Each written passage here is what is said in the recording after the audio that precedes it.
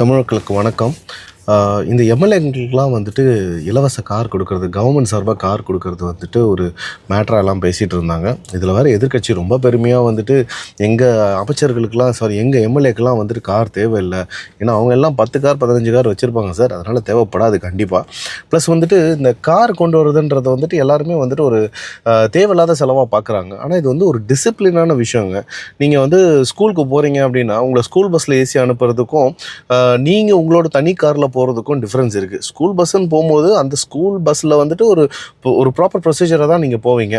அங்கே அவங்களோட சட்டத்திட்டங்களுக்கு கட்டுப்பட்டு தான் நீங்கள் உங்கள் வீட்டிலேருந்து உங்கள் ஸ்கூலுக்கு போக போகிறீங்க. அதே மாதிரி தான் இந்த காரும். நீங்கள் அரசாங்க வேலையாக அரசாங்க பணி சம்மந்தமான விஷயங்களுக்கு நீங்கள் அந்த காரில் போகிறதுல எந்த தவறும் ஆகிட போகிறது கிடையாது. அது ஒன்றும் பெரிய இழப்பாக போகிறது கிடையாது. பொதுவாக என்ன பண்ணுவாங்கன்னா, இந்த எம்எல்ஏஸு, எம்பிஸு, இந்த மினிஸ்டர்ஸ் எல்லாம் என்ன பண்ணுறாங்கன்னா, அவங்க தனியாக ஒரு ப்ரைவேட் கார் வச்சுட்டு அதில் அவங்களோட சிம்பிள், லோகோ எல்லாத்தையும் போட்டுக்கிட்டு அதில் உள்ள என்ன நடக்குதுன்னு யாராலையும் எதுவுமே கேட்க முடியாது. கரெக்டுங்களா? உங்கள் இஷ்டத்துக்கு நீங்கள் என்ன வேணாலும் பண்ணலாம், என்ன லூட்டி வேணாலும் அடிக்கலாம் அந்த காருக்குள்ளே உட்காந்துக்கிட்டு.